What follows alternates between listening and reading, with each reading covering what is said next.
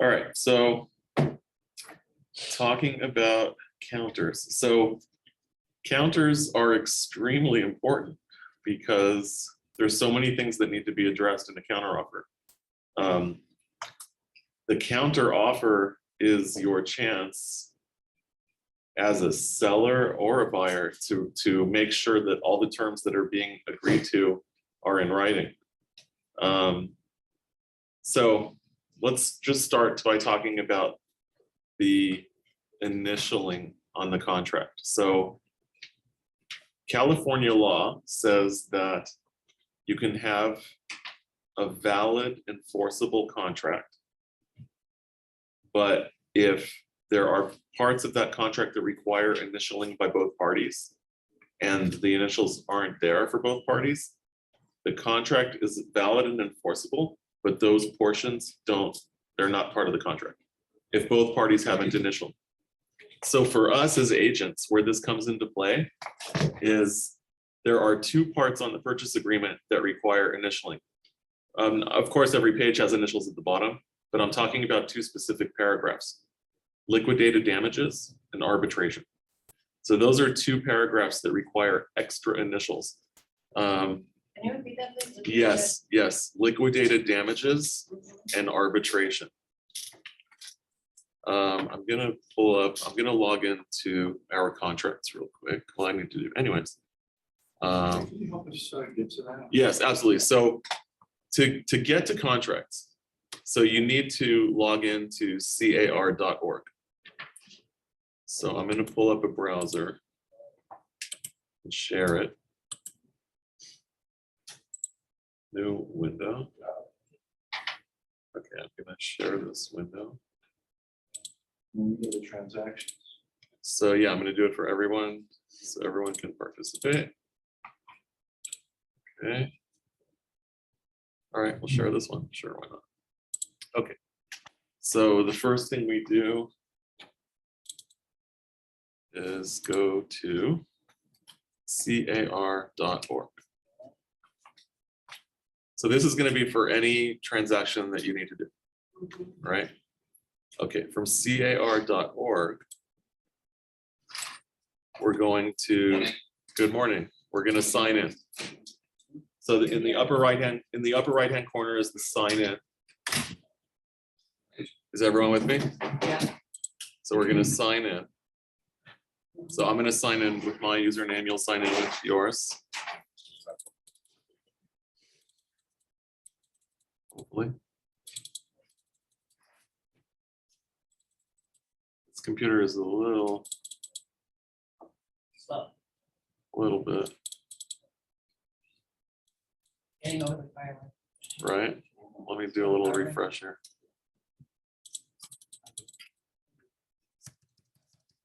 No, no.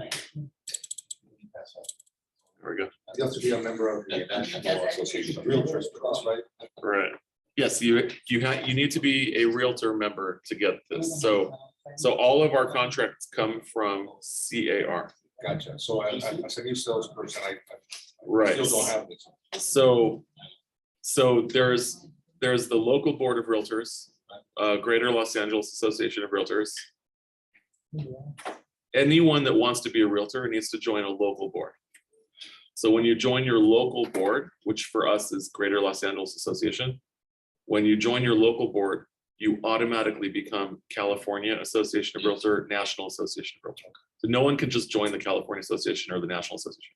You have to join your local board. No, gotcha. And when you join your local, then you're members of those other two. Okay, so this is, hopefully everyone online is also signing in. Let's see, CAR.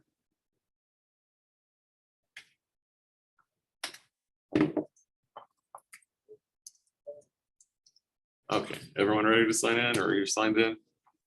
All right, so once you are at this page, we want to focus on transactions. So this, we're gonna hit that big circle that says transactions.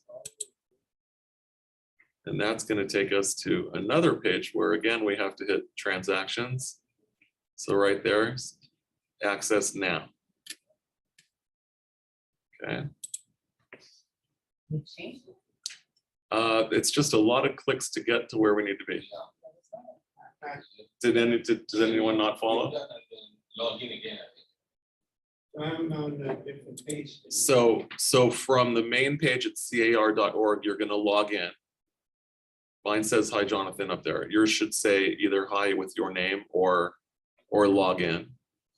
And then you're gonna hit a big circle over here that says transactions, which is gonna take you to this page. Again, transactions, zip form edition. And then you're gonna press access now. And that's gonna take you, It's not working on mine. okay. All right. We want to make sure that everyone can get into this because this is where the contracts are.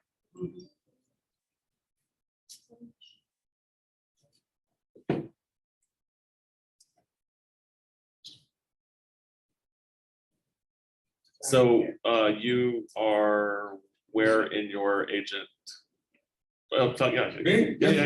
yeah. So you're joining the office, not yet, just, No, I already joined. You the joined, office, and but then- I'm legally green, so I'm Okay, sorting as much got information that I can. did you get the welcome email from the office? Yes. So it should have a link to, I believe, the MLS. You should be getting an email from the MLS and from CAR. Okay. I'll have to- So then you'll have to set up your account with CAR. Yeah, I'm just. You'll just register with them. Yeah, Yeah, I mean, I was here for the prior class today, so Right, like I just stayed. Okay, for both, okay, so I good, see good, what I good. can learn from it, you know? perfect. All right, I think I- If you can learn one thing today, it Exactly. was worth one. Exactly. So let me check on that, email again. All right. Is everyone online logged in to zip forms? Are you logged? I had to do my. Password. Oh, okay. You're logged in? Yeah, I got the fun. I got the nice. Yeah. Yeah, there we go. This is where you go. Thank you. Are everyone logged in? Yes? Yeah. Okay. Yeah. So would it be the KW invitation? That's the page she was on before, yeah. On the transaction. So right now, I'm just talking about the Board of Realtors. Yeah, Because that's where our contracts come from. So if you search your email for car.org, maybe there's an email from them. car.org. Moment it turns yellow, I mean, Yeah. you're in the system, yeah. Thank you very much. Sure. Eva, All right. nice to meet you. It sure enough, yeah. Well, it's unrelated, something about share our Spanish market. Huh.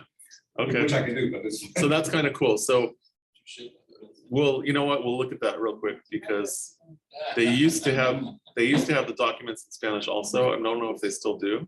I guess they're telling you they do. I don't I know. guess it's just share our Spanish marketing materials. Marketing materials. So It's my first language. so I can Okay. do that. yeah, so we can see there.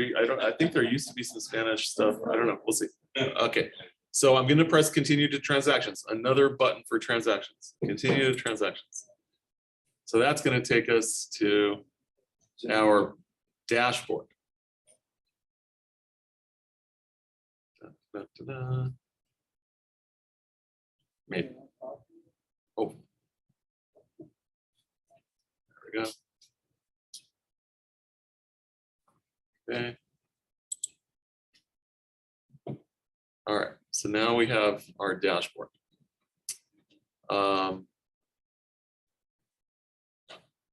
Everyone following should have a dashboard. Now, from here, you can't access the forms yet. We need to create a transaction to start working with forms. So there's a button there that says new. Everyone see that in the upper left-hand corner, new? So this is your next step. So after you log in to car.org and you follow the 4 clicks to transactions, and then you're gonna click new. So we're creating a new transaction. And it really doesn't matter what you're clicking. I don't even know why they have these options. Maybe you can sort by them, I guess, but new listing or new purchase offer, I'm not sure that there's a difference by clicking on them. I guess it's just for sorting purposes. So in this situation, let's click on new purchase or offer. And then we can make Is it. it different or they'll be the same place? It's It's literally for sorting. It's for sorting. Yeah, it's for But, sorting. You put a new listing, it'll show all of your listings. If you put purchase contract, it's assuming you're doing the buy side, so you'll be able to divide it between listings and buy contracts. But where it takes you is exactly the same. So I'm just gonna name today's transaction as, we'll call it contract class. It doesn't, you can name it anything you want. I'm not gonna fill in the address. It's also, there's a category here, so residential, active. I'll just leave that. So I'm just calling today's contract class. It's residential, active. And then I'm gonna hit OK. That little green button. And now that's taking me into a new transaction. So over in the upper left-hand corner, it says contract class. And then it has stuff for me to fill in. So if we just, Contract class and book versus name and Yeah. address. and then I didn't fill in anything on the address. And then I clicked on residential, and then new, create. Same. Yeah, so it took me to this screen. Now from this screen, in the gray banner area, I have summary, parties, documents, checklist, notes, e-sign history. I want to click documents in that gray banner area. It's the third tab. Documents takes me to that screen. Everyone with me so far? So I started a new, I named it, I pressed new, I named my transaction, and then I'm just clicking documents right there. So doing that takes me to this screen. On the right, upper right corner, it says all forms. And now I can hit that little arrow and it'll bring out a little tab that shows all the forms.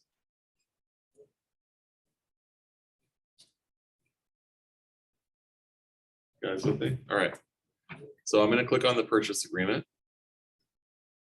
And that's going to add the form to my transaction. There it is. I'm just clicking here and it adds the form. I can add more forms by finding them or searching for them and clicking on them. While we're here, I'm going to add a counter offer. So I'm going to search for the word counter in the search box. I have a buyer counter offer. I'm going to add that one.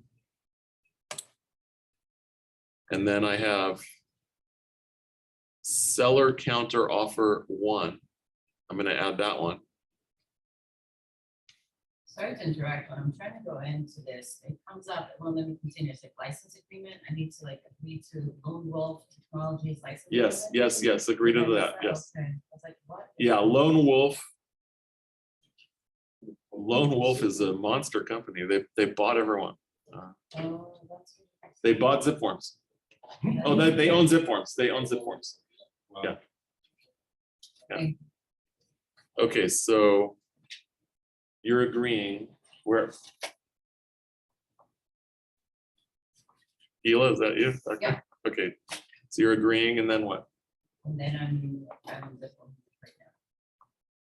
So I click seller count off on one option. Yeah, let's hit seller counter 1. We'll add that to our, Click buyer count off on one. but I clicked buyer counter 1. I'm clicking seller counter 1. And there's another one down here called seller multiple counter 1. I'm going to click that one too. Yeah, adding all of them. So we can take a look at. Seller multiple count off on one. Yeah. Hey JJ, I'm sorry, it's Yuri. So we don't see your screen. We see only main page, like welcoming Oh. to the car. Thank you. Thank Would you please for share letting me it. know. Thank you so much. Ah, I see what happened. I see what happened. Thank you for letting me know that. Oh yeah, thank you so much. Now we see it. Yeah. So basically, so from the dashboard, this is where we were.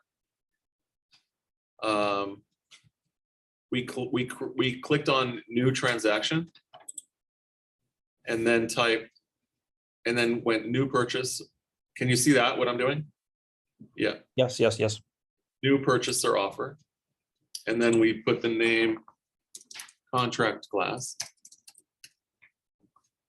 And then click residential. And then hit the green button. I don't think I clicked the purchase. Okay, as long as you got to here and you can now click documents, then you're good. Documents takes us to the screen where we can start adding contracts To the form library. to this particular transaction that we named contract class. So now I'm hitting the arrow and I'm adding residential purchase agreement. Then I searched for the word counter. And I hit buyer counter 1, seller counter 1, and seller multiple counter 1.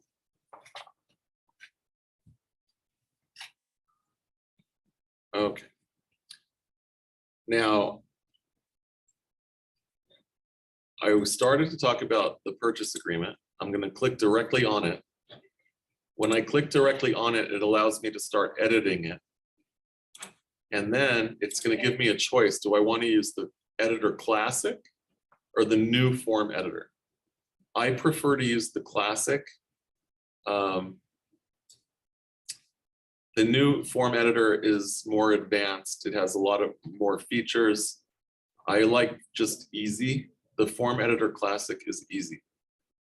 So if we open the form editor classic, it'll take us to our document. Okay. All right, so this is the purchase agreement. And I'm just scrolling down to the paragraphs that I was talking about earlier. There is one page in the purchase agreement that talks about in liquidated damages, paragraph 29, and paragraph 31, arbitration. This particular page in the purchase agreement requires 3 areas for initialing. So What page is that? 29. Oh. Thank you. it's paragraph 29 and paragraph 31. So this is the only page in the contract that requires 3 sets of initials. Now, California law says if a buyer makes an offer, the buyer can initial paragraph 29 and paragraph 31 and the bottom of that page and submit the offer with all of those 3 places initial. The seller can then accept the offer and assign the acceptance. They can initial everywhere. And if they don't initial paragraphs 29 and 31, you have an accepted offer and paragraphs 29 and 31 do not apply. Wow. Okay, that's the law. So 29, there's 3 places you initial, and 31 has 2. I'm sorry, 29 has 1 place you'll initial. If you're representing the buyer, paragraph 29 has 1 initial. Oh, Paragraph 31 has 1 initial, and the bottom of the page has 1 initial. I just saw like a bad contract that someone did without an agent. Yeah. And then they escrow, it's almost over, but they didn't sign their arbitration and that was. So let's just talk about these 2 paragraphs quickly, because for whatever, so these, because they require initialing, they're considered optional.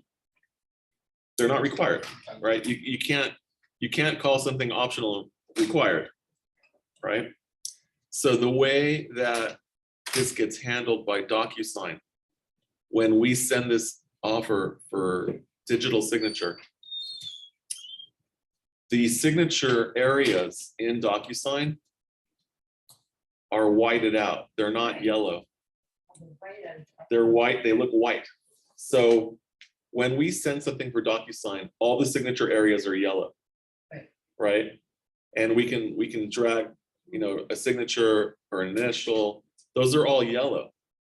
But because those are optional, when we're looking in the DocuSign, they're white. And you actually need to go over to the right and click read only, read only. If you click I'll actually do it here. So you're here. Let me see. It's gonna ask me for an address, that's okay. So, yeah, I might as well show you what I'm talking about. So let me just put an address in here. Because it's not gonna let me try to get a signature without an address, so. I'll just say that this is 123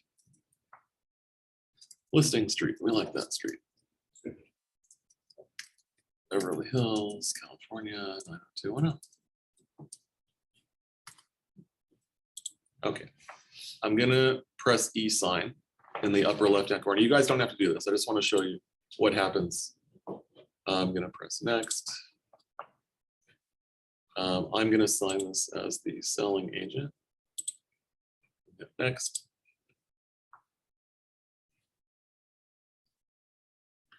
Right now, it's uploading the document into DocuSign.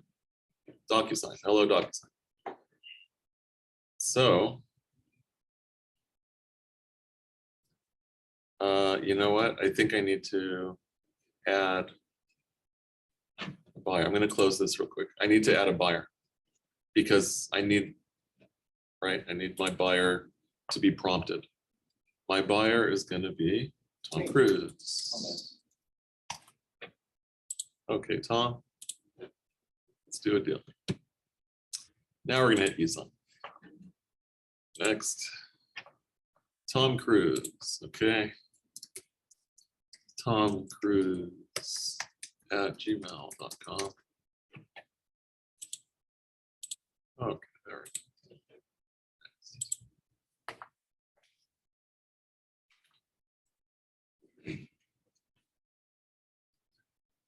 All right, now it's uploading. Tom Cruise, login unsuccessful. Oh no. What happened?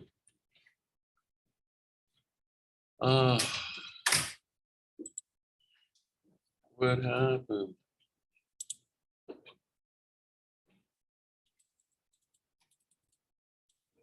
I don't know. I think this is an unrecoverable situation.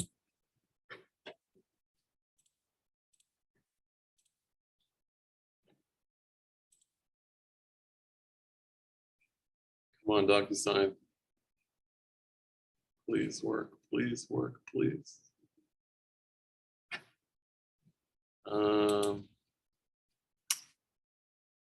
Okay, DocuSign refused to connect. Okay, so give me a second. We're gonna go to a Chrome window. Was I using Chrome before? Yes. Let's see, sign out. Sign in.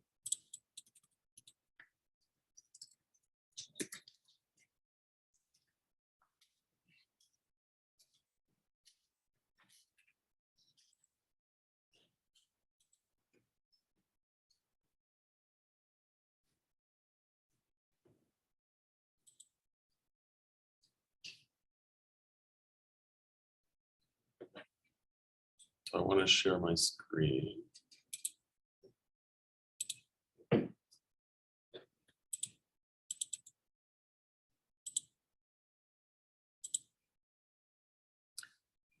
So I have my contract class. I'm going to go back to my original contract class. And now we will go to the documents, purchase contract, classic. Okay.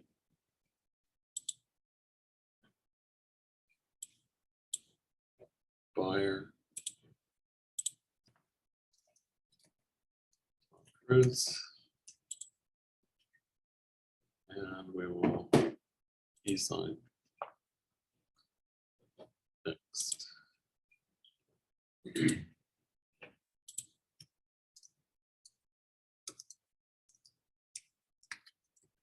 that one.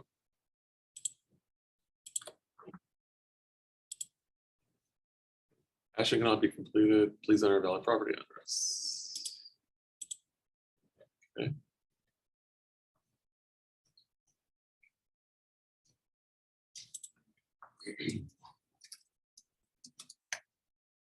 The reason I'm doing this is because it's really important. I'm not wasting your time. This is really important. Okay. So we are sending our offer to our client.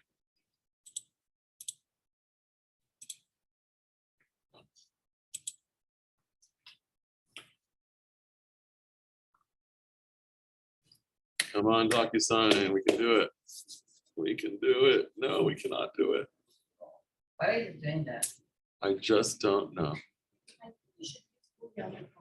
So this is Chrome. I'm gonna use, what's native Mac? Safari? No, it definitely won't work. Chrome is the preferred. Chrome's the best, right? Well, It's the Chrome's preferred, it's the for preferred. zip forms. If it's not working on Chrome, it's definitely not working on Safari. It's giving me. So, a hard time, my It has to do with, it's giving you an error too? No, it's good. I mean, my computer's not, I'm going back and forth. It's not Okay, loading. let me just Oh. try Safari. You have a suggestion? Clear out cookies? What? No, you're in the traditional editor, right? Have you synced your DocuSign to the new zip form? Because ever since the new one, so the new version where you can prompt it in, it also does e-signature, but it doesn't use DocuSign. Oh, So you have to connect. your well, yeah, DocuSign I've connected my personal zip form to my DocuSign, yeah. It is? Because it's automatically pulling up DocuSign. No, you have to actually reconnect it. Reconnect. It'll pull up DocuSign, but you have to like relog, you have to like reconnect your personal DocuSign account to this, because it Should wants I- you to use the new one. Should I log into DocuSign or to, You might want to, something in like permissions, you have to give permission to your DocuSign. from DocuSign? No, from there, right? It's somewhere in car. I think it's in like your settings.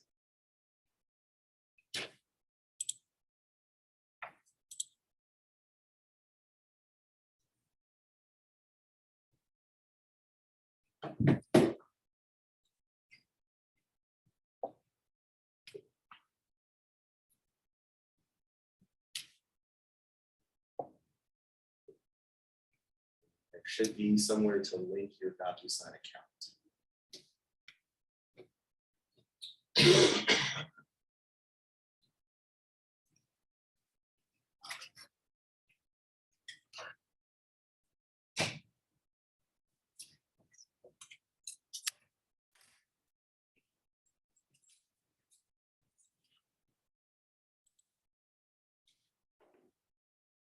So I know that when I go into the transaction center, I can do that. Oh, right, access zip forms.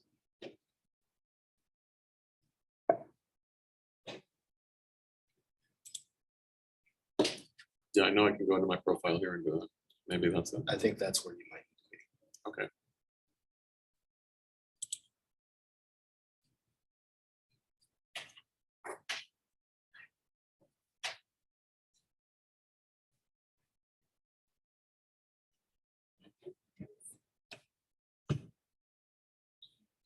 I know something they changed, they like disconnected it for everybody, because ever since they have the new format that you can use, they own their own DocuSign program that isn't DocuSign. It's like DigiSign or something like Right, so that.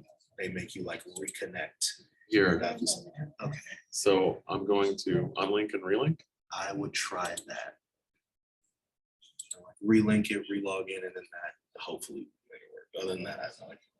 All right, so we're gonna try to relink it. There's a good chance we can do that. All right, so maybe, all right, we'll try.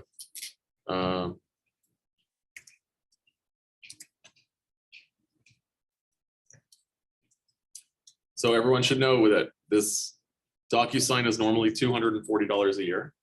And we get a free DocuSign account through KW. Thanks. Paid for DocuSign. That's before I figured that out. I couldn't believe it when I heard that they were giving free DocuSign. It's very interesting. Get a code. Get a code for my email.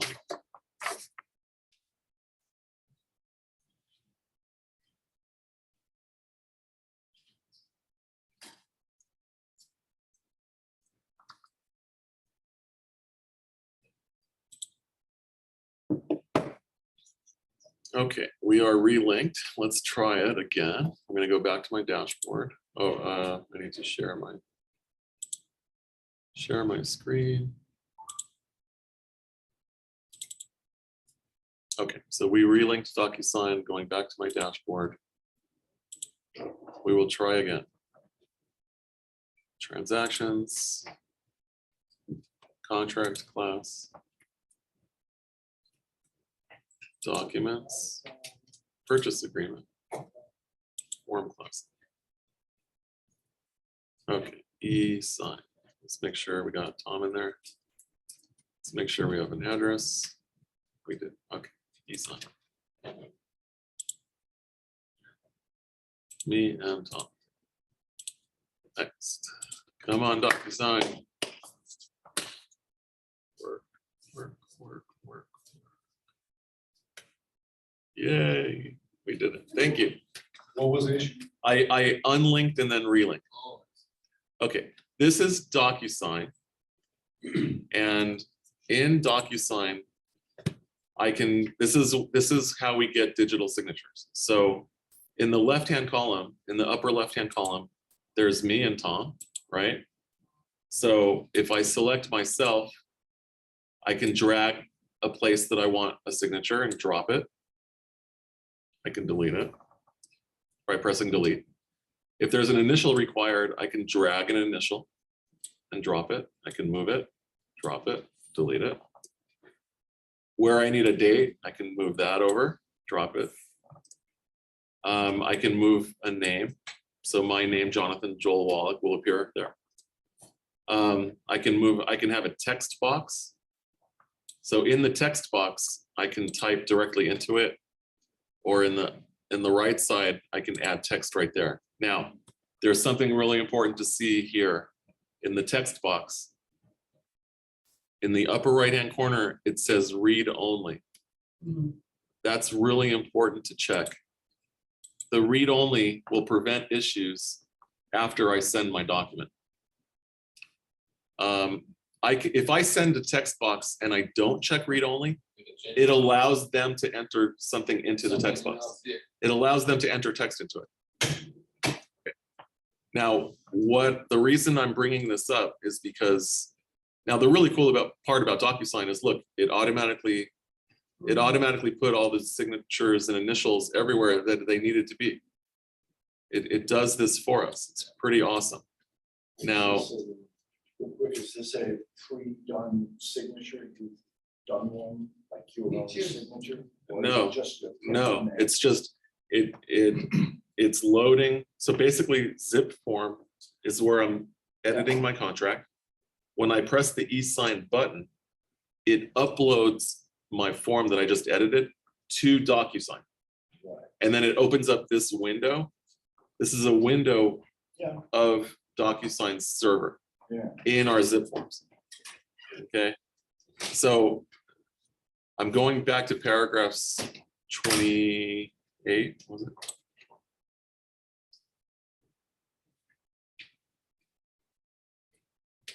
So did anyone else connect to DocuSign also, or does it go automatically? Because I'm like on the regular, So basically what I just did, so if you're not connected to DocuSign, it goes to ZipLogix, or by default, it doesn't use DocuSign. I need to. You'll need to click on when you're in zip form. You'll need to click your name, I think, and click settings or profile and settings. And then click settings. I'm gonna come back and help you in 1 second. I just want to show you this page. So this is the page that has the liquidated damages and arbitration paragraphs. If you see, the bottom has an area to sign, Right. to initial, and the other two are whited out. Gotcha. The reason they're whited out is because they're optional.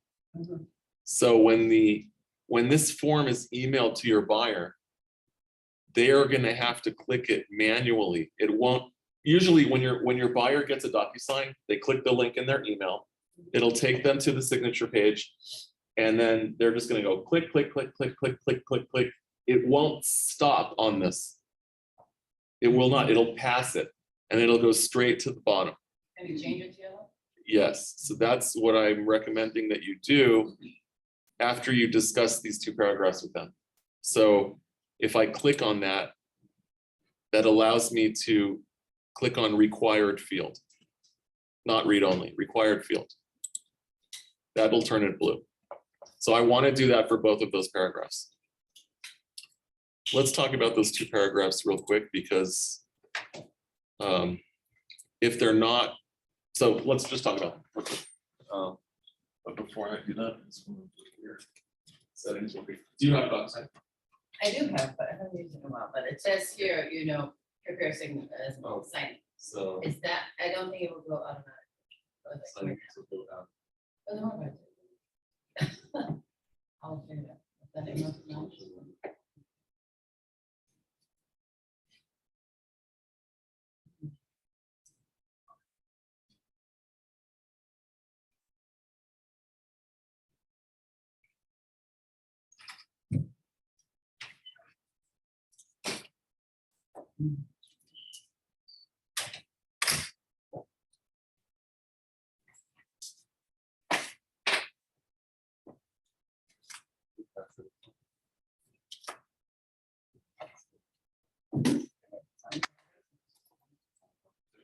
Okay, I'm not doing, I'm like. Thank you. All right, let's talk real quick about liquidated damages. It's really hard to come up with damages in real estate. Like how much are damages?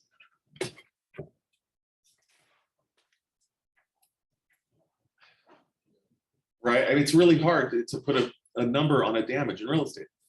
If I'm in contract with a buyer, I'm the seller and I'm in contract with a buyer, and I needed to be, I don't know, I needed to buy another property, a whole bunch of stuff, like because they're backing out of my deal. Now, my whole world changed, right? I was in contract on another property. Because of that, another person is falling out of contract with their deal. Like there's just a big problem. How do I put a damage on that? So it's really hard to put a damage number on real estate. Now, because of that, we say, let's come up with this term called liquidated damages. And it's a pre-negotiated agreement on how much the damages will be if the buyer backs out of the deal. So we're only talking now about after contingencies are removed. So the buyer has a period to do their inspections, get their loan, get their appraisal. And then they have to decide, am I moving forward with the purchase or am I gonna cancel? If the buyer cancels, they get their deposit back, no problem. If they remove contingencies, at that point, if they back out after that, their deposit could be at risk. Okay, It's all about contingency. it's all about removing contingencies. If the buyer backs out, how much is the seller? If the seller can be forced to sell. If the seller is under contract to sell their property, they can be forced. How do you force a seller to sell? You would have to sue for specific performance. And basically the judge will say you're under a contract to sell your property. And for every day that you don't sell it past the scheduled close of escrow, I'm gonna fine you $500 a day or $1,000 a day. That's how you force a seller to sell, right? So now California is crazy to begin with. So Yeah. whether that happens or not, I have no idea. But liquidated damages is a pre-agreed upon amount of damages. Okay, now the word damages mean there have to be damages. Okay. The reason I'm saying that is because if the buyer backs out, both parties have to sign an agreement that the deposit is being returned to the buyer.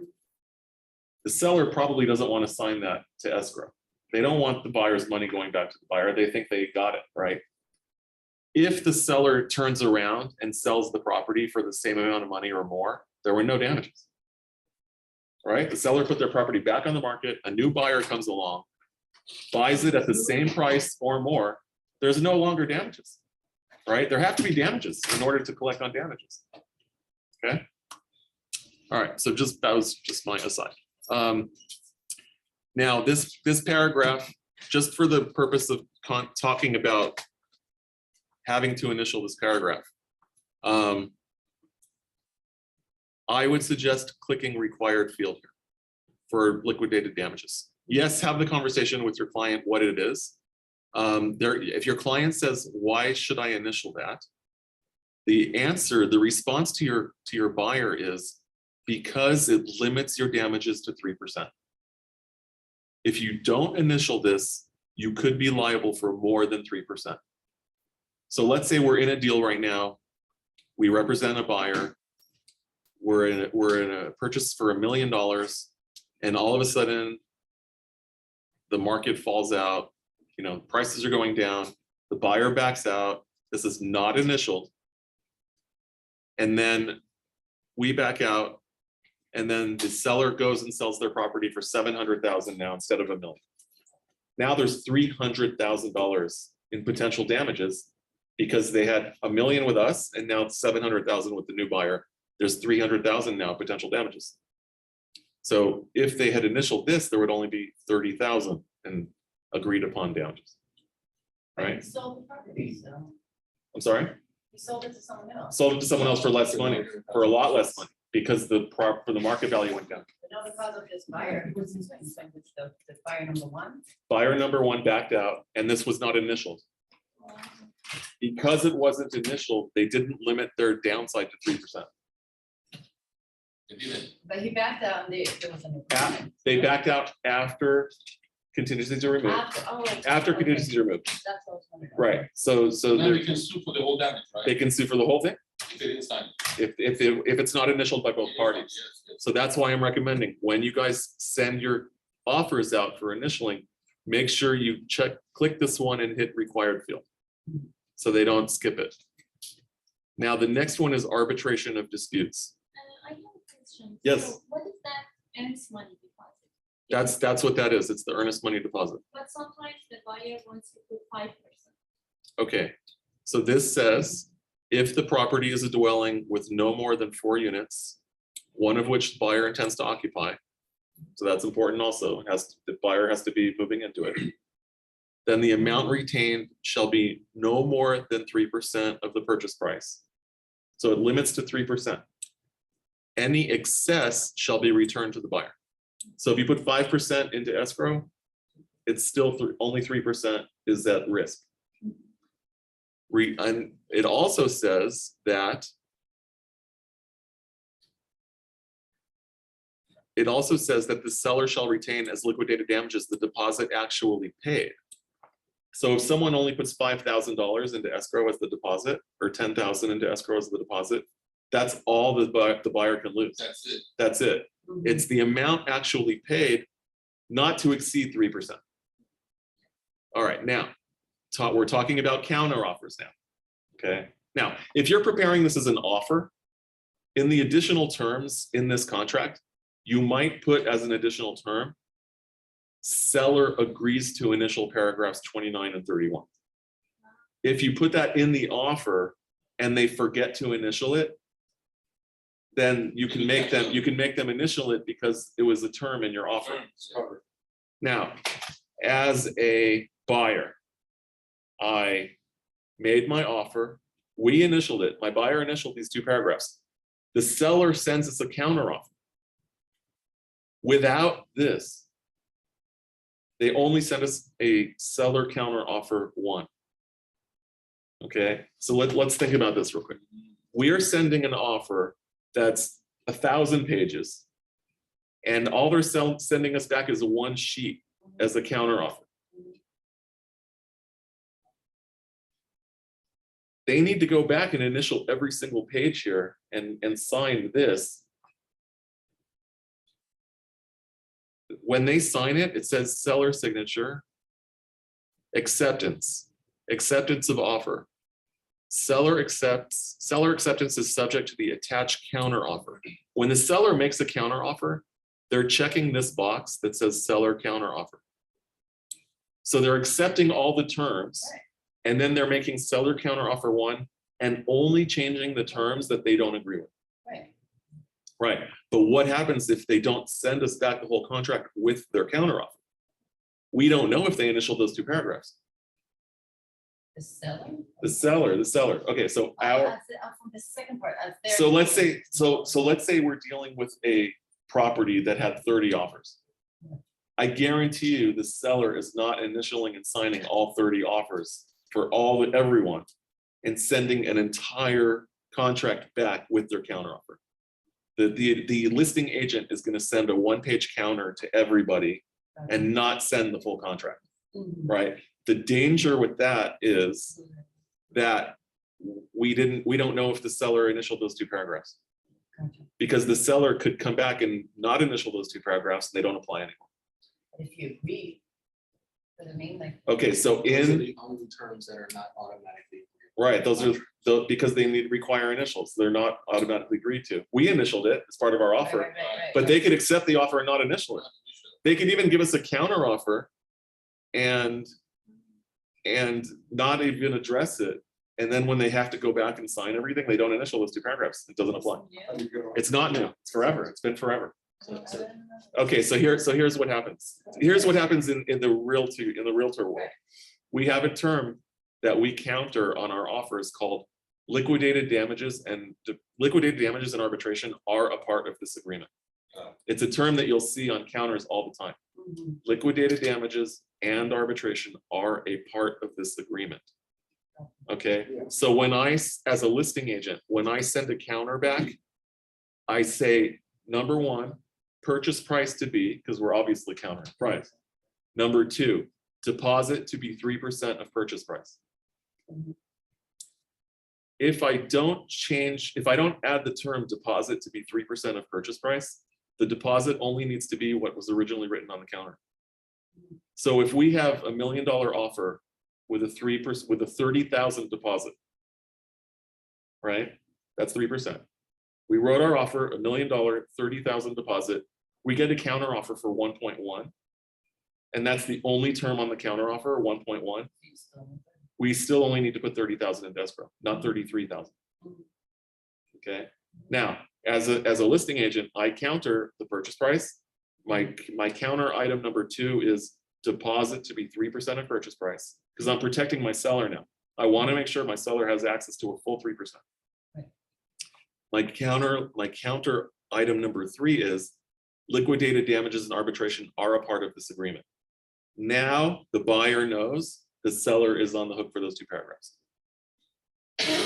Liquidated damages and arbitration are a part of this agreement. That's the seller agreeing to initial those 2 paragraphs. Because the seller hasn't returned their entire contract, Right. right? Or we have to ask them to return the entire contract. Yes. Now, the proper procedure is, if I am a listing agent and I receive an offer, I should be having my seller sign and initial everything in the offer, and then I'll add the form called seller counteroffer. And then I'll return the entire thing to you. But when you're dealing with multiple offers, and a lot of times it won't get done like that. Another challenge you'll have is when you represent a seller and you only sent out 1 page as a counteroffer. You now have to go back to your seller and get them to initial and sign every page on this offer, right? Because it has to be fully executed. There's more terms than just the price. Every page has a term on it. So the seller will say to you, I'm not agreeing to that price. I'm not agreeing to this original purchase price. We put on our counter the new purchase price. I'm not signing this with the old purchase price. Trust me, you guys are gonna hear this from your seller. They're not gonna wanna sign the paper that has the old purchase price on it. But you have to say to them, this is the whole agreement. The agreement is more than price. All the terms that we didn't agree with are on our counter offer, right? So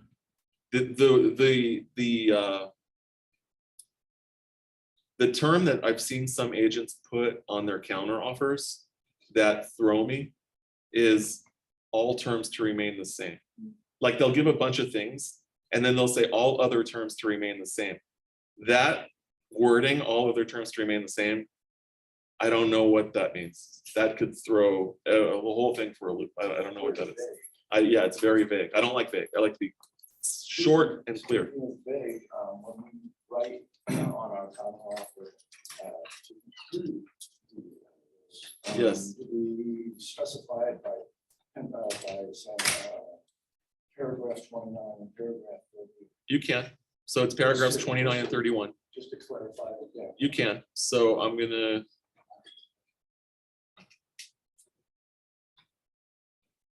So we're talking about, today's class is about counteroffers. So this is why we're talking about this. I just want to go back.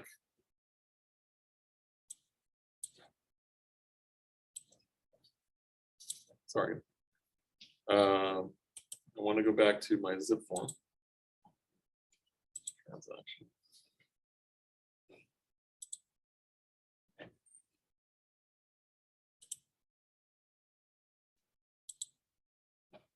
Oh, interesting. It takes me all the way back to, okay, that's fine. So back to our contract.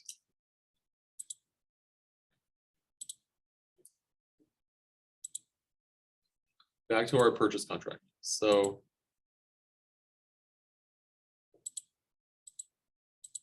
okay. So you have one little place here called other terms. It's in the purchase contract on the third page. So here's the residential purchase contract. At the bottom, other terms. This is your offer now. So I'm going to type seller agrees to initial liquidated damages and arbitration. That's where I'm going to put that. Seller agrees to initial liquidated damages and arbitration. If you want to add the paragraphs, you can. So if I'm going to add the paragraphs, then it's going to look like, I think it's 29 and 31. Is that right? 29 and 31. So I will say seller agrees to initial paragraphs 29 and 31, comma, liquidated damages and arbitration. It's for the buyer, right? This is your offer, your original offer. Seller agrees to initial paragraphs 29, 31, liquidated damages and arbitration. I'm going to update the contract that I have in our shared folder to say that if it doesn't already.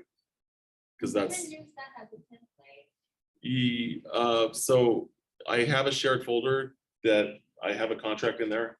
If you're not on the shared folder, just email me and I will send you a link to the shared folder. So there is a contract pre-filled out that you can use as a template. Yes. Seller agrees to initial paragraphs 29, 31, liquidated damages arbitration. The other term that you may put in, there's other terms that you can put in here. So let's say you're buying a property for yourself, or so you can say buyer is representing self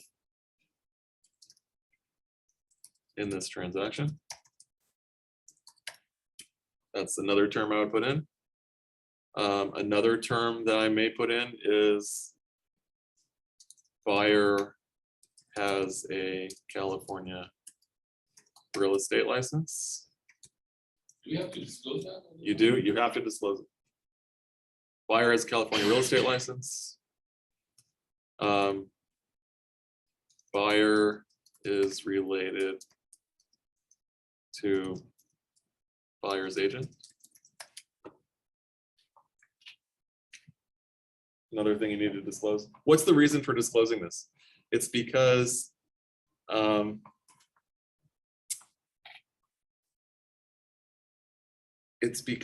we need to be clear with the seller that we're not pulling something shady.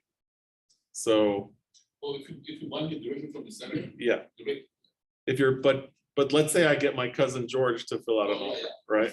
So the seller thinks that George has nothing to do with me, Yeah, it does. right? But I'm getting my cousin George to buy it instead of me. It's a little shady, right? So as long as you disclose it, you're good. So we have to disclose it. Buyer is related to buyer's agent. You know, those are really the things I know I did put some additional terms in there. So you can look at that in my shared folder. Let's talk about the counter offers now. Going back to documents. Okay, so we made our offer. Now the seller has a choice of which seller counter offer they're going to use. They're going to use seller counter offer 1 or seller multiple counter offer 1. The difference between these counters is, here's the regular counter offer. The regular seller counter offer. This is a counter offer to the purchase agreement dated, if you double click, it'll put today's date. This is a counter to the purchase agreement dated today. Basically, if the seller sends this seller counter offer and the buyer signs down here at the bottom, the seller is locked. They have to sell. It's a binding deal. The seller made a counter, the buyer accepts it, we have a deal. Right? The buyer made an offer. The seller sends this counter. And the buyer accepts all the terms, we have a deal.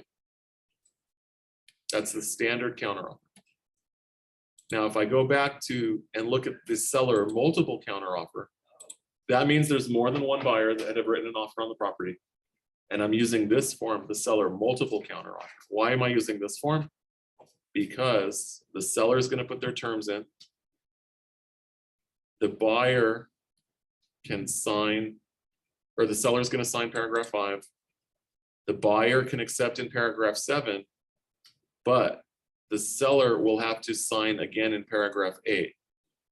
Selection of accepted multiple counteroffer. So what the multiple counteroffer does is it doesn't allow the buyer to finish the deal. It gives the seller the last say on who they're choosing to be their buyer. Right? But we never know if that's a real multiple counteroffer. So, right. So you have a property on the market. See you next class. You have a property on the market for 3 months. Never been in escrow. Your buyer and you write an offer. All of a sudden you get back a multiple counteroffer. And you're like, I don't believe it. There is no other buyer. What's going on? And you don't believe it. And then you lose the property to another buyer. It happens all the time that a property will sit on the market forever and all of a sudden you'll have 2 people interested in it at the same time. It happens all the time. You have to believe the other agent when they're telling you there's another offer. You're risking losing the property, you have to believe. Okay, so we talked about the liquidated damages and arbitration. Okay, arbitration. So let's talk briefly about that. Mediation and arbitration, which are part of that page in the purchase agreement. So that page that requires the multiple initialing, paragraph 31.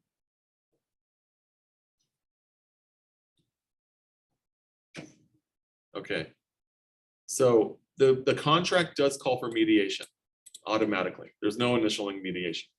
Mediation means if there's a problem between the buyer and the seller, they both agree to meet with a mediator who will try to get through the issues. Mediation is not binding.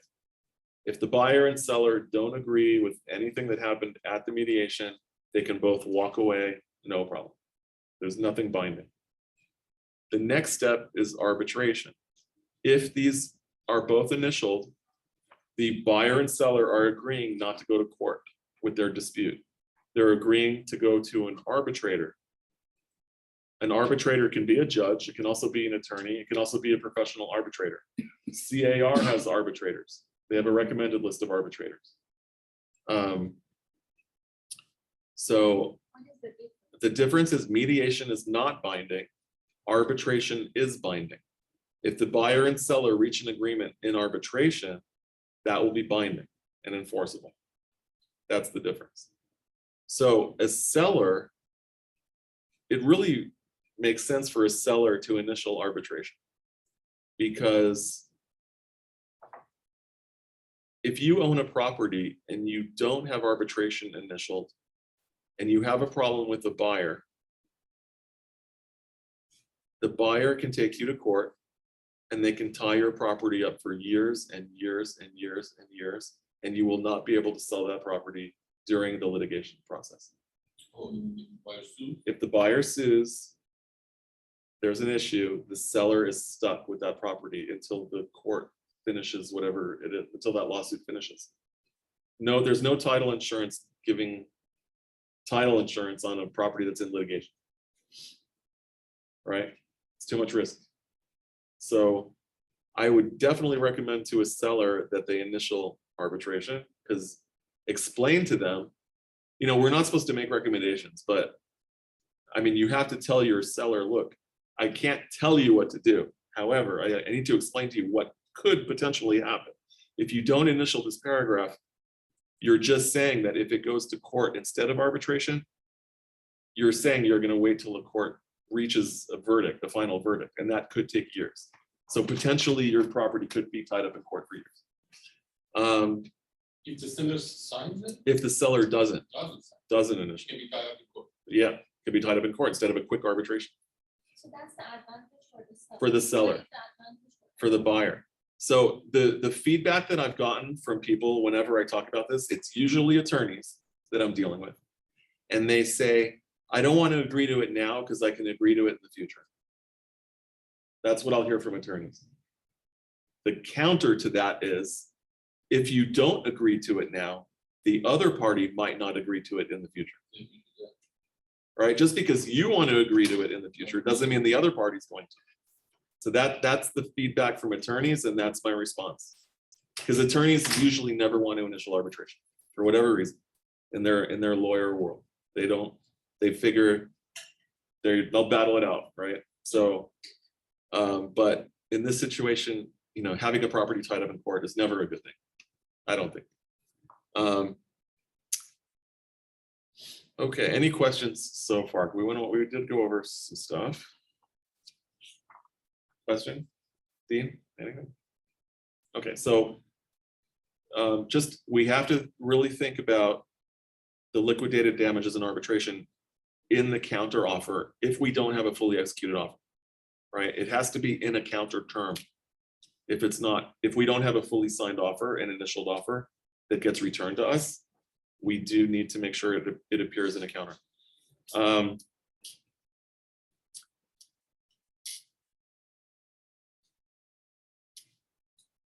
So I always say purchase price to be, now, I usually don't put a number on it. I'll say buyer's highest and best. I won't say final. I don't like to use the word final. I want the option to go back and forth. Purchase price to be buyer's highest and best. You can say with a minimum of, okay. Escrow period to be, you know, and now we're going to change any terms that we need to change. We're going to shorten escrow periods. We're going to shorten contingency periods for inspections. Deposit to be 3% of purchase price. We want 3% in escrow. Liquidated damages and arbitration are a part of this agreement. We have to say who the escrow and title are. Okay. So in our offer, we're putting Cannon Hills Closings as our escrow. And then for title, we're putting Clearmark, or we're putting Fidelity or First American. Sometimes a listing agent will be really firm on who they're using, or we may put in our offer seller's choice. That happens. But if we put seller's choice, the counter offer that we get from the listing agent should say who title and escrow are. I've also seen offers where the agent will write on the offer to be mutually agreed upon. Okay. That needs to be mutually agreed upon in a counter offer, because if the counter offer comes back and doesn't address it, you may be in a situation where you guys can't agree. So I like to get everything ironed out on a counter offer, right? Any open terms. What is the reason that the seller wants to choose that? Right, isn't it usually? It's because the seller, it's the seller's listing. Yeah. The listing agent wants to make sure they have a clean escrow. The Right. money comes from the buyer. The money comes from the buyer, but the seller wants to make sure. The seller just wants to make sure that the escrow company that's being used with their property is a good escrow company. Like they're not, escrow could cause problems. They could cause delays. They could do bad things like just to cause delays or cause the whole escrow to blow up. We just want to make sure we have an efficient escrow that's on top of the paperwork that's good. That's the listing agent's, concern, is to have a smooth and efficient escrow. When you start having things blow up and there's problems and people are getting called and blamed, usually it's a bad escrow is causing that. And a good escrow is aware of deadlines. They're getting stuff signed in advance. They're contacting the lender, to make sure that they're getting their documents in. Escrow is in charge of communicating with the listing agent, the buyer's agent, the insurance company for the buyer, the lender for the buyer, which may be more than one. They're in charge. They have to get title, right? They're in touch with title. They have a lot of things that have to get coordinated. If you have an escrow that's not paying attention, nothing's happening on time, right? So everyone's screaming at each other. Sometimes you'll see mineral rights not being transferred. So I've seen listings where it says seller retains mineral rights. Okay. So they get a check for the oil from the oil companies. So if you might want to counter it out, if you're the listing agent, you might on your counter it might say mineral rights are not being transferred. Seller retains the right for the mineral rights. So just making you aware. I've also seen on counter offers properties being sold in as is, where is condition with no warranties. The offer is as is. So whenever I'm talking to a seller that wants to put in their counter as is, I tell them it's already in the offer. It's already in there.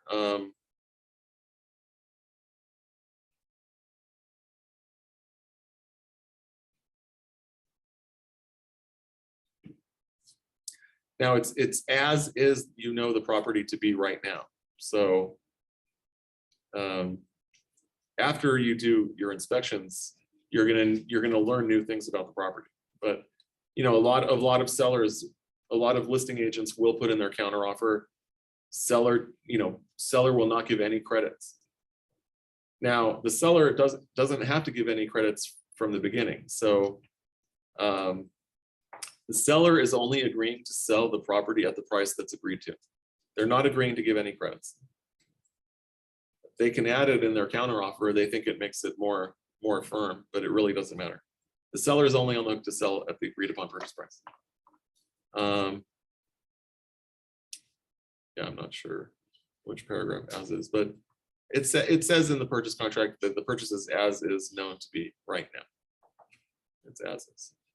Any other things here?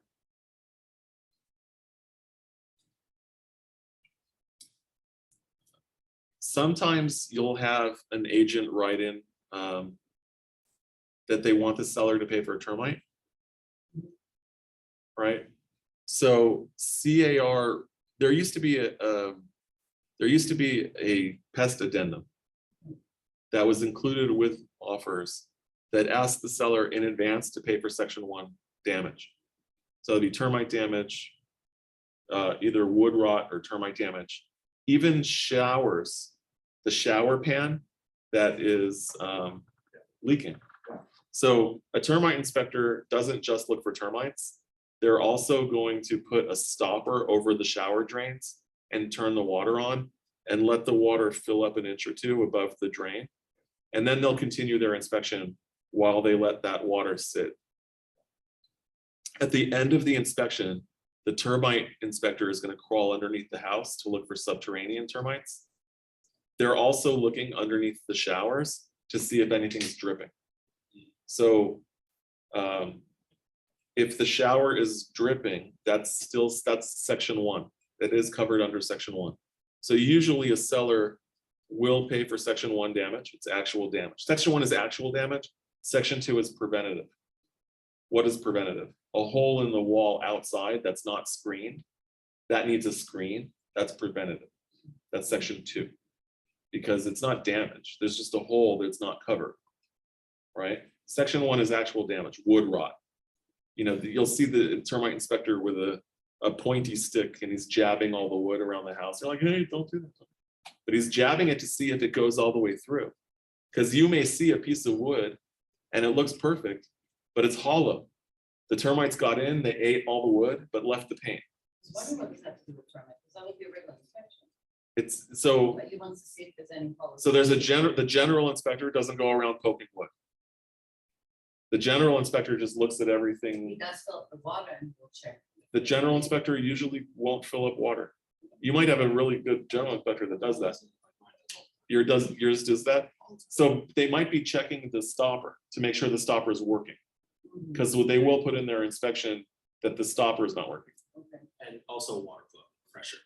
Pressure, yeah, but they're not checking for, I don't think that they're filling anything up and looking for leaking. But- So leakage has to do with termites? So for whatever reason, I don't know the actual reason.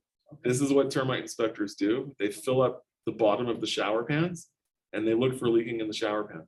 However, that got to be section 1 in the pest inspection, I have no idea. Yeah, yeah, please, because that's So a puzzle. The pest inspection specifically, even though it's called a pest inspection or a termite inspection, it's actually pests or specifically wood destroying rots, funguses, or issues. Wood rot. Water destroys wood.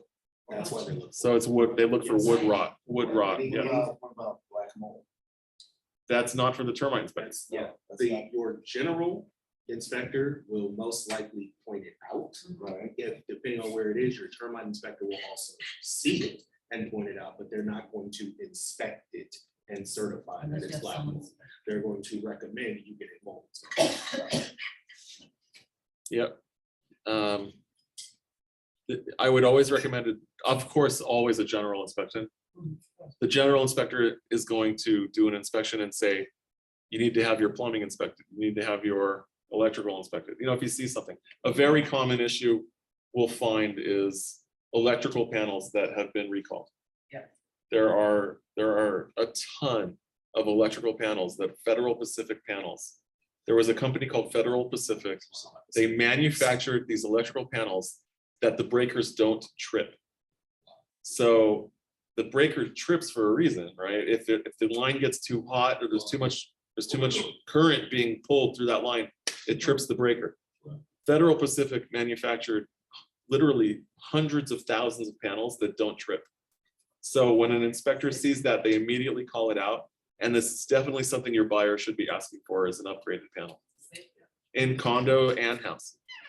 And there's other companies that rebranded and they're Federal Pacific. The general inspector knows.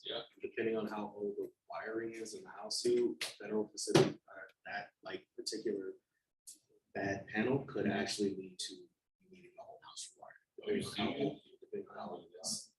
If Are they you, still in business this time? Federal Pacific, no, No, If you're talking about like, they're is it out. recent, is it? it's an old panel, Oh, it's- bad. but not that old, 70s, 80s. 70s, 80s.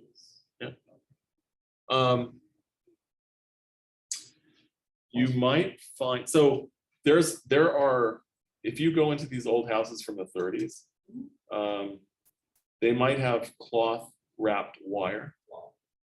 If you go into houses built in like 1910, 11, 12, 13, they have something even crazier. It's raw wire. And I forget what it's called. It's called like knob, something in knob. It's basically just they had knobs throughout inside the walls that they would wrap the wires around. And it's not insulated.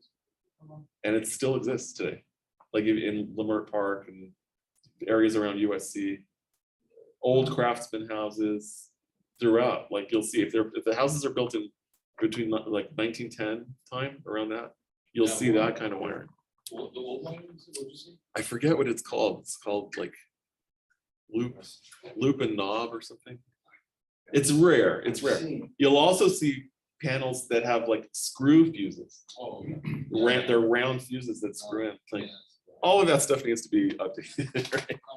I'm a citizen. Yeah, So the general contractor had, looked at my condo and she had us change out plug points in the kitchen. oh, right, so basically, just for requests, whenever a buyer is requesting upgrade, a seller to make repairs or credits, I always recommend credits. Credits, yeah. Always recommend credits. Yeah. Now, what do you ask for? What do you not ask for? It's unreasonable to ask a seller for upgrades. Yeah. That's unreasonable.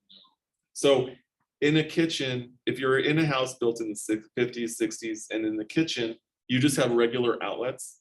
And then the inspector calls out, hey, the new code requires GFCI outlets. You can't ask the seller to make an upgrade to something that was in code at the time the house was built. Like, you're asking for an upgrade. That's not, even though it's a safety issue, it's still an upgrade. So the GFCI has a little switch, that push button switch in the middle of an outlet. It trips if it comes into contact with any like soft tissue. It immediately turns off the breaker. But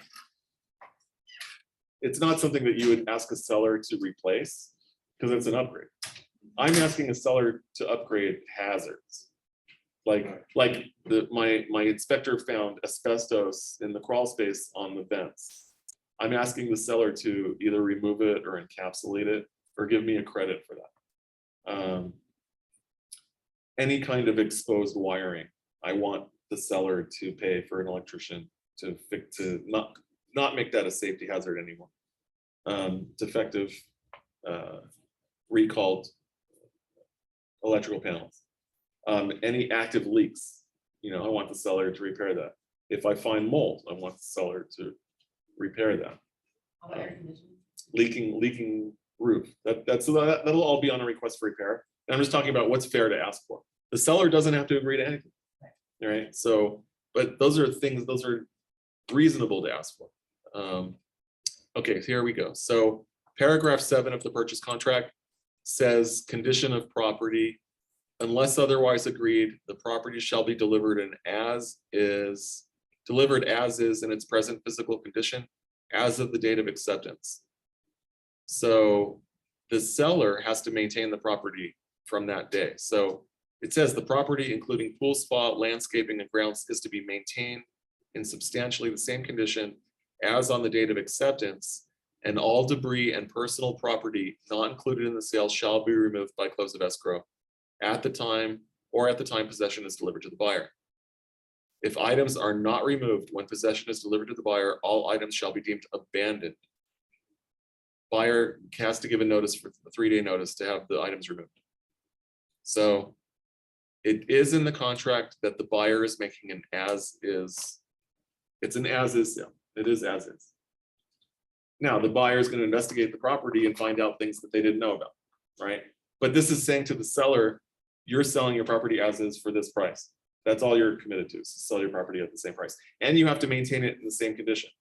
So the seller has to make sure that they don't turn off the water or turn off the electricity. Some sellers will turn off the electricity, but they'll leave the water on for the sprinklers.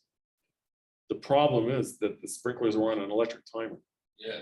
And they disconnected the timer. They left the water on, but right. So it also says in here that the seller will have all utilities on for inspections. If you arrive at a property and the utilities aren't on, so your inspector can't test everything, you could ask to reschedule your inspection. Yes. Okay, so this course is titled Counters, Amendments, Addendums, Modifications. Amendments and addendums. So an amendment is a change. An addendum is an adding something. If we're adding anything, like, we have our counter offer that is not that big. It just gives a little space to add terms. Yeah. If you need to add more terms than this, there's another form called, I think it's overflow. It'll just do it. It'll do it automatically. I don't even, it might not be there anymore. No, it doesn't automatically. It does it If you automatically. If you put in too much text, it'll create the. The overflow addendum. Okay. It'll do that on any form that you're working on, so don't worry about running out of space. If you run out of space, just keep typing, it'll automatically create an overflow. Overflow addendum. Okay. Now, if we're in a deal and we want to extend our contingencies, right? So there is a form called extension of time amendment. It used to be an addendum, but it's not an addendum because extension of time amendment, you're amending a contract. Your addendum would be an add-on. So they did put the proper name on this now. So this is an extension of time. This form will be used if you're extending the close of escrow, if you're extending the time for a contingency, any other extension or additional term. So that's the proper form, extension of time amendment. If you are a listing agent and you want to extend your listing contract, or you want to change the price. So that's going to be a modification.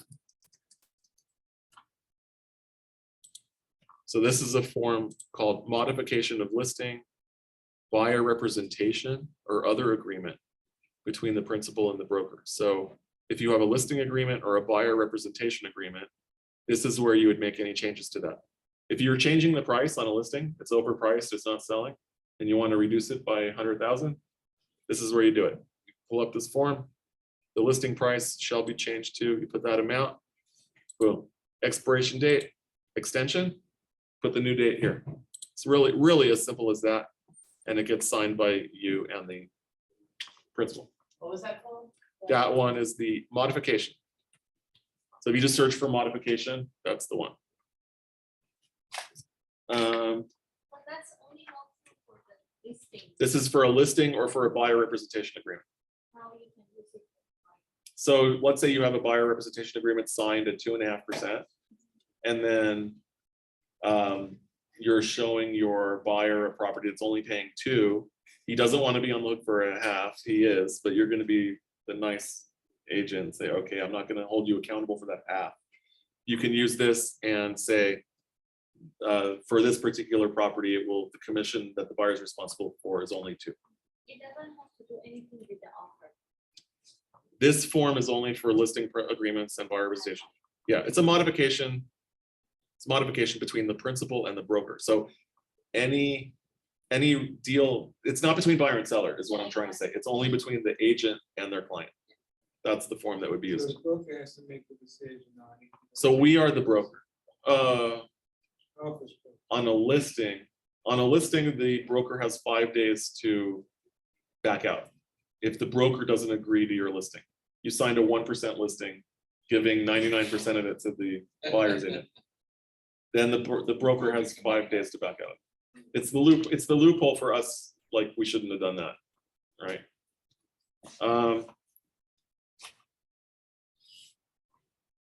Guys have any questions? Okay. So my goal for everyone here is just to help you get into a deal and to be purposeful. So I ran into Josh in the kitchen getting coffee Monday morning. And he said, JJ, I want to have a meeting with you about being purposeful. And I was like, great, let's have a meeting. So we had a meeting this morning. But it just got my mind thinking purposeful. Like, what is being purposeful? We had a class Monday for Ignite. One of the things that Keller Williams teaches is going from entrepreneurial to purposeful, E to P, entrepreneurial to purposeful. So we're all entrepreneurs. We are all business people. We are in business for ourselves. But that's not enough. We need to be purposeful. So what is purposeful? So if I'm reaching out to you guys and I'm saying, guys, go make your contacts, that's not purposeful. If we have a conversation and I say to you, are you talking to anybody right now that's going to do business in the next 90 days? What's your next step to reach out to them to make that happen? That's purposeful. Like, I have a reason I'm calling or having a conversation. So if I call someone and just have a conversation, hi, oh, don't forget I'm in real estate. That's really not a purposeful conversation. If I call them, I say, hey, how's it going? The purpose of this call is, that's a purposeful conversation, right? What's the purpose of the call? Purpose of the call is for me to find out if you're gonna do anything in real estate this year, in 2023. Do you have any plans this year? Do you know anyone that does and that is going to, and can you please refer me to them or them to me? Because I'm here to help them. You know, I'll do a great job for them. I would love the referral. So Josh's comment to me was just to remind myself, as we all should remind ourselves, be purposeful in what we do. If we're calling leads, it's not just to make calls and check off, hey, I made 20 calls, right? The goal is to make that call with the purpose of getting in the door and getting the appointment.